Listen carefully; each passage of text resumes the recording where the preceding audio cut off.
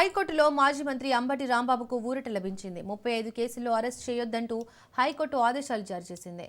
41A నోటీసులు ఇచ్చి విచారించాలని high court ఆదేశించింది. 35 కేసులకు సంబంధించి క్వాష్ పిటిషన్ విచారణను మార్చి 2కు హైకోర్టు వాయిదా వేసింది.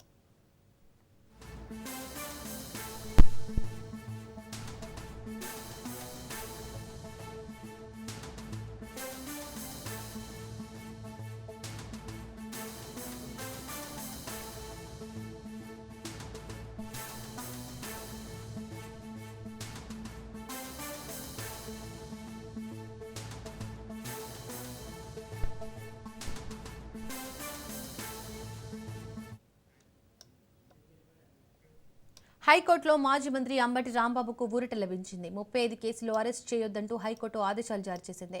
41A నోటీసులు ఇచ్చి విచారించాలని హైకోర్టు ఆదేశించింది. 35 కేసులకు సంబంధించి క్వాష్ పిటిషన్ విచారణను మార్చి 2కు హైకోర్టు వాయిదా వేసింది. దీనికి సంబంధించి మరింత సమాచారాన్ని మా ప్రతినిధి రమేష్ అందిస్తారు. రమేష్, దీపిక, మాజీ మంత్రి వైఎస్ఆర్ కాంగ్రెస్ పార్టీ నేత అంబటి రాంబాబు ఇటీవల సీఎం చంద్రబాబును ఉద్దేశించి చేసినటువంటి వ్యాఖ్యలపైన రాష్ట్ర వ్యాప్తంగా దాదాపుగా 35 చోట్ల కేసులు నమోదయ్యాయి.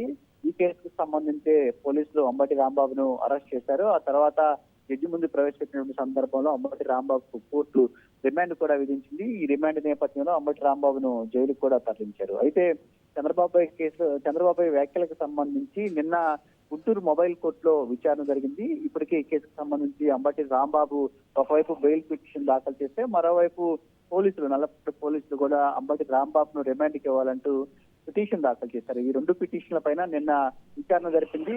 చంద్రబాబుపైకి చేసినటువంటి వ్యాఖ్యలకు సంబంధించి గుంటూరు మొబైల్ కోర్టు అంబటి రాంబాబుకు బెయిల్ ఇవ్వడం జరిగింది. అదే సందర్భంలో నల్లపాడు పోలీసులు వేసినటువంటి రిమాండ్ ఏదైతే ఉందో పిటిషన్ దాన్ని తిరస్కరించింది. మరోవైపు రాష్ట్ర వ్యాప్తంగా అంబటి రాంబాబుపై నమోదైనటువంటి 35 కేసులకు సంబంధించి క్వాష్ చేయాలంటూ గతంలోనే అంబటి రాంబాబు హైకోర్టును కూడా ఆశ్రయించారు. హైకోర్టులో నిన్న ఈ అంశానికి సంబంధించి విచారణ జరిగింది. 35 కేసులు ఏవైతే ఉన్నాయో ఈ కేసులకు సంబంధించి నిన్న హైకోర్టు అంబటి రాంబాబుకు కొంత ఓట్ల ఇస్తూ కూడా తీర్పు ఇవ్వడం జరిగింది. 35 కేసుల్లో కూడా కేవలం 41 నోటీస్ ఇచ్చి విచారణ జరపాలని కూడా పోలీసులను ఆదేశించింది. ఆయన్ను ఎట్టి పరిస్థితుల్లో ఈ కేసులకు సంబంధించి అరెస్ట్ చేయొద్దని చెప్పింది. అంబటి రాంబాబు వేసిన క్వాష్ పిటిషన్ పైన విచారణ జరిపింది. ఈ విచారణ తిరిగి మార్చి 2కు వాయిదా వేసింది. అంటే ఈ 35 కేసులకు సంబంధించి అంబటి రాంబాబును అరెస్ట్ చేసే అవకాశం లేదు. కేవలం 41 నోటీస్ ఇచ్చి మాత్రమే విచారణ జరిపే అవకాశం ఉంటుంది. ఇది ఒక రకంగా అంబటి రాంబాబుకు ఓర్మిచ్చే అంశంగా చెప్పుకోవచ్చు. ఎందుకంటే ఒక